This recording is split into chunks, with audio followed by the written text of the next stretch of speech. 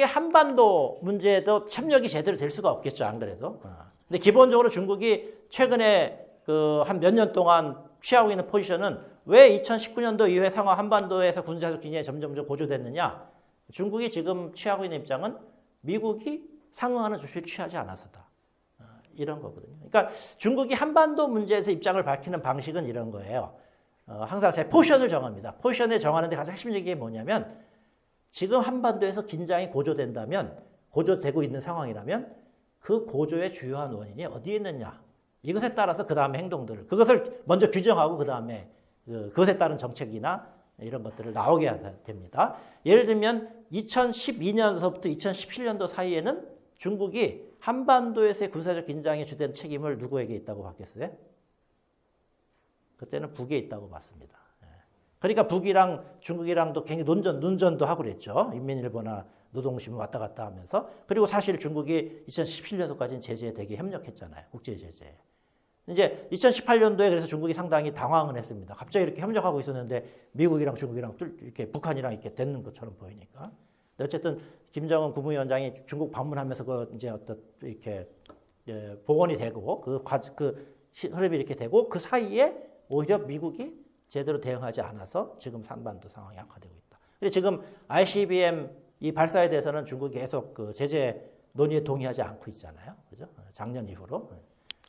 그런 상황들이 지금 전개되고 있는 쪽에 되겠습니다. 그러니까 이것도 만약에 우리가 계속 대북 정책을 지금 같은 것을 압박 정책을 강화하게 되면 이게 이제 중국이랑 갈등을 더 증가시키는 아까 좀 전에 말씀드린 것처럼 그런 표현이고 북중 관계는 대체로 잘 되고 있는데 제가 보기에는 하나 퀘스천은 정치적인 협력을 어느 정도 하고 있어요.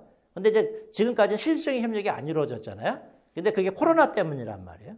근데 이게 언제 열릴지 이거 계속 예측들이 여러 가지가 있었는데 이 부분은 아직 좀 퀘스천이에요. 언제 국경 개방돼서 그랬을 때 어느 정도 수준까지 중국과 북한이 협력할 수 있을지 이게 이제 남아있는 어떤 되게 변수라고 볼 수가 있겠습니다.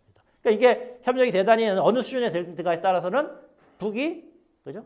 후방 기지를 간 어느 정도의 그죠? 지금 하고 있는 어떤 군사적인 자기들의 주장들을 뒷받침할 수 있는 조건들을 환경들을 얼마나 조성할 수 있을지는 요거랑도 좀 관련이 있기 때문에 그건 앞으로 계속 관찰이 필요한 이런 부분이라고 볼 수 있겠습니다.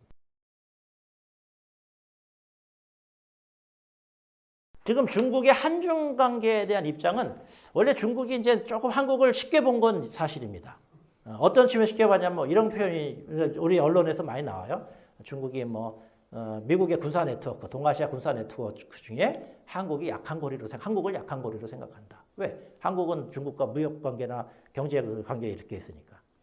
근데 사실은 이거는 중국 사람들이 제가 보기엔 뒤에 말씀드리겠지만 한국의 분단 체제적 속성을 잘 모르는 너무 이해관계를 가지고 한국이 그 경제적인 거나 이런 것이 있지만 한국의 사람들의 어떤 정부나 이런 것들의 정치 세력의 움직임이 그런 것만 가지고 결정되지 않는 측면이 있죠. 이들은 경제적 손실을 피하더라도 분단체제 기득권자들은 분단체제를 유지시키는 게 더 중요할 수가 있는 거죠. 경제적으로 좀 손실을 하더라도. 저는 지금 그런 메커니즘이 작동하고 있다고 생각하거든요. 그러니까 그렇게 쉽게는 않다. 그게 경제적 요인을 계속 무시할 수는 없겠지만 순간적으로는 그렇게 작동하지 않는다. 지금은 보니까 또 한편에서 보니까 한국이 이게 무슨 약한 고리가 아니라 한미일 군사협력 중에서도 중국이 제일 앞서가고 나오려고 하는 거란 말이에요. 그거에 또 되게 기분 나빠하는 반응들을 하고 있는 거예요. 근데 이제 그들이 가만히 생각해보면 이 어느 한쪽도 아닐 거다. 이 중간쯤에 있을 것이다라는 생각을 하게 될 거고 그러한 생각에서 움직일 수 있는 방법이 결국 압박과 설득을 뭐 한국을 적대 국가로 만드는 건 아니고 압박과 설득을 병행하는 방식으로 움직일 가능성이 높다.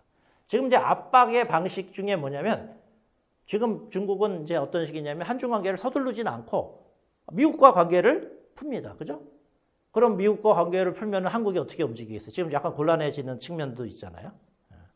미국 어떤 표현에 의하면 한국이 막 앞장서 갖고 막 중국이랑 한번 싸우겠다고 달려들다가 뒤를 보니까 아무도 없어진 이런 상황이다.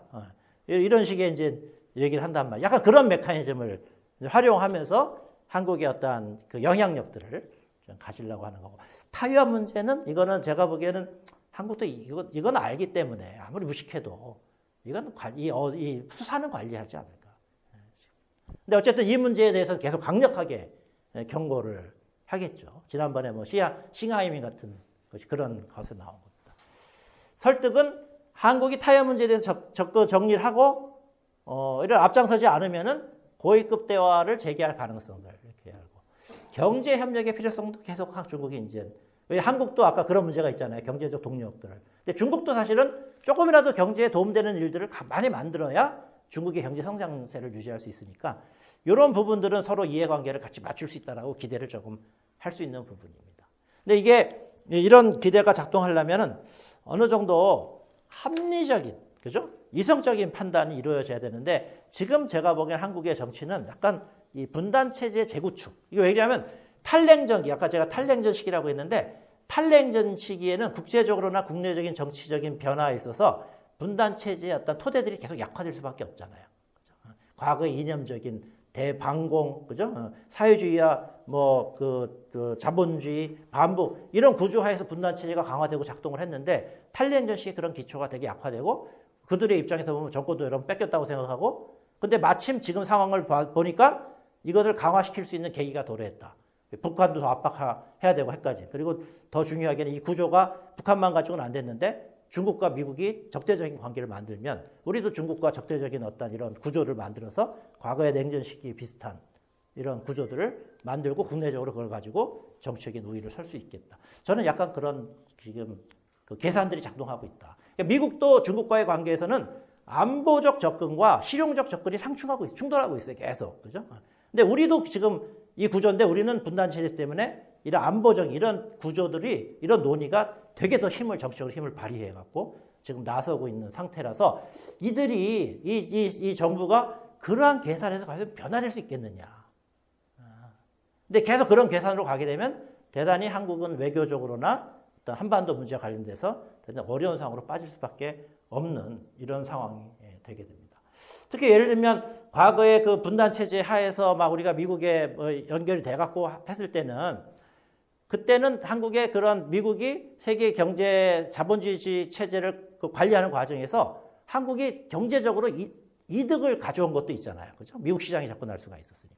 근데 지금은 오히려 그런 구조가 아니죠. 미국과 협력한다고 그러면 미국 시장 내줍니까?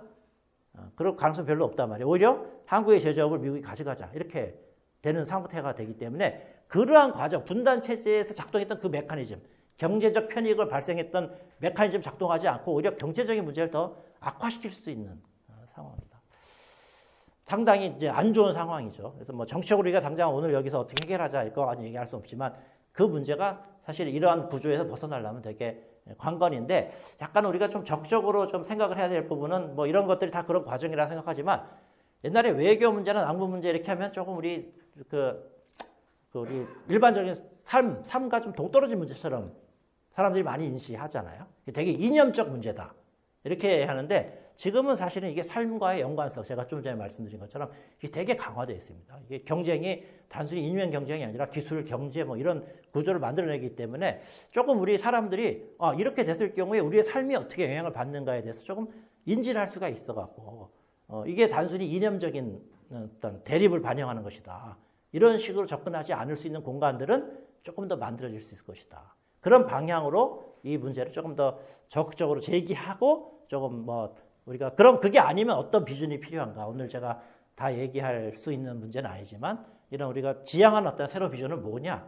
이런 것들에 대한 공부도 조금 더 깊게 앞으로 좀 더 이런 문제 논의가 있겠지만 그런 방향, 이 두 가지 문제들을 조금 더 생각을 할 수 있는 어떻게 보면 어려움이 이런 부분들을 좀 우리가 적극적으로 고민하고 새로운 공감대를 만들어낼 수 있는 계기로 될 수도 있지 않을까. 물론 거기에 이제 노력을 해야 그렇게 되겠죠. 그런 방향 좀 노력을 해야 되는 상황이 아닌가 생각이 됩니다. 제가 이렇게 두서없이 그냥 이렇게 했는데 이 한중관계 정상화의 길은 지금 상태에서는 별로 기대하기 좀 어렵지만 그래도 이 상태에서 좀 하려면 이런 식의 정도의 접근 방법을 취하면 조금 한중관계의 관리 가능성들이 있을 수도 있겠다. 이렇게 하는 차원에서 좀 적어놓은 거니까 참조하시면 되겠습니다.